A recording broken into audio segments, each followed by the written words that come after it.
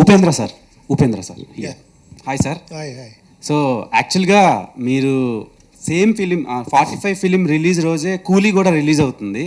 So ఎలా ఉంది sir, ఒకటే రోజు 2 సినిమాలు పెద్దవి రిలీజ్ అవుతున్నాయి. అదే చూస్తాము, ఇంకా తెలియదు కదా మన ఫ్యూచర్ గురించి ఎలా చెప్పేది. సో అండ్ దెన్ గ్యాంగ్స్టర్ ఫిలిమ్స్కి ఒక కొత్త రెవల్యూషన్ తీసుకొచ్చారు మీరు ఓం సినిమాతో. సో ఆ ఓం సినిమా ఈవెన్ రిలీజ్లో కూడా హౌస్ఫుల్స్ అయ్యి చాలా బాగా రన్ అయింది. అండ్ ఆ కాంబో ఇప్పుడు ఒక స్క్రీన్ మీద చూడబోతున్నారు. And even Telugu people also waiting for your combo actually.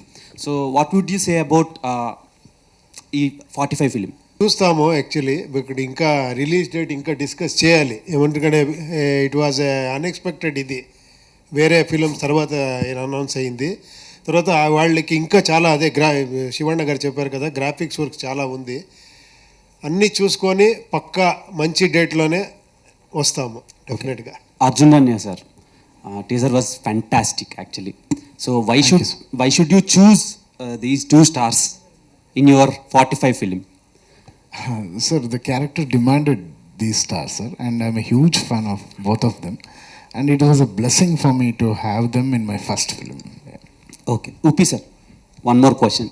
So last time మీరు యూఐ ఫిలిం తీసి ఆ వైబ్ ఆ ట్రాన్స్ నుంచే ఇంకా బయటకు రాలేదు.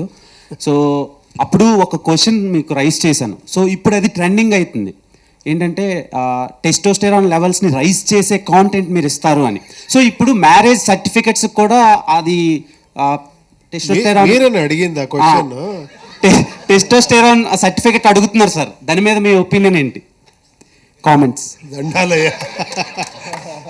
ఇంకొకసారి అలాగే ఒక వీడియో చేస్తాము, వైరల్ అయిన తర్వాత జనాలే చెప్తారు అది. Sure sir. Okay sir, eagerly waiting for your film sir. Thank you. Upendra sir, this is Chandu, anchor from filmy looks. So first of all 45 teaser చాలా బాగుంది. ఆ లాస్ట్ మూవీ యూఏ ఏమైతే ఉందో, సో చాలా ఎక్స్పెక్టేషన్స్ పెట్టుకున్నాం, బట్ ఎక్కడో కొంచెం రీచ్ అవ్వలేదేమో అని జనాలకి ఎక్కడో కొంచెం అర్థం కాలేదు అనుకోవచ్చా, లేకపోతే వాట్ ఎవర్ ఏదైనా. సో మీరేమనుకుంటున్నారు సినిమా గురించి? అంటే చాలా కష్టం అర్థమయ్యేది, అది నాకు తెలుసు. నేను ఒక 7 years నుంచి చెప్తానే ఉన్నాను, దీంట్లో కొంచెం స్ట్రాంగ్గా చెప్పాను. ఇంకా అకార్డింగ్ టు మీ ఇంకొక 5-6 years అయిన తర్వాత మీకు అర్థమవుతా పోతుంది.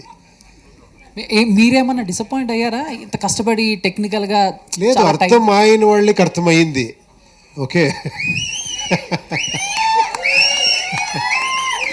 అది ఏమంటే ఇది కొంచెం ఎక్స్పెరిమెంట్. ఏమంటే థియేటర్లో కూర్చొని చూస్తారు కదా, వాళ్ళే విలన్ను. అది కొంచెం డైజెషన్ చేసుకునేది కష్టం. మీరు ఎప్పుడూ స్క్రీన్లో హీరో విలన్ చూసి వీడు హీరో వీడు విలన్, వీళ్ళకి కొడతారు వీళ్ళు వాళ్ళకి కొడతారు అని చూస్తారు కదా, ఏంట్రా నాకే చెప్తున్నారు అని. అర్థమైతే కూడా అర్థమే అవ్వలేదు అని. మీరు ఆ సినిమా స్టార్టింగ్లోనే అందరూ మైండ్ బ్లాక్ చేసేసారు సార్. చిన్న తెలుగు ఉన్న వాళ్ళు కూర్చోండి, తెలుగు తక్కువ వెళ్ళిపోండి, ఇంకా చచ్చినట్టు కూర్చుంటారు కదా సార్. ఇంకా అంత టీజర్ స్టార్టింగ్లో ఒక లైన్ ఉంది కదండి, బతికున్నప్పుడే మనుషులకి విలువ ఇవ్వాలి, చనిపోయిన తర్వాత కాదు అని. ఇప్పుడు జనరేషన్కి దాన్ని యాప్ట్ చేస్తే ఏం చెప్తారు? ఎందుకంటే చాలా వరకు చనిపోయిన తర్వాత కనిపిస్తున్న ప్రేమలే ఉన్నాయి బతికున్నప్పుడు కంటే కూడా. ఎందుకంటే కొంచెం సేఫ్గా ఫీల్ అవుతారు. చచ్చిపోయిన తర్వాత ఏమి వాపస్ రాడు కదా, ఏమరా చెప్పుకోవచ్చు సూపర్ అని. బ్రతికిన టైంలో డౌట్, రేపు చేంజ్ అయిపోతే ఏమరా, ఈ డౌట్లోనే అలా ఉంటారు. దానికి మంచి డైలాగ్ శివಣ್ణ గారు చెప్పారు ఈ ఫిలంలో. బ్రతికే టైంలో లవ్ చేయండి అని మంచి డైలాగ్ చెప్పారు.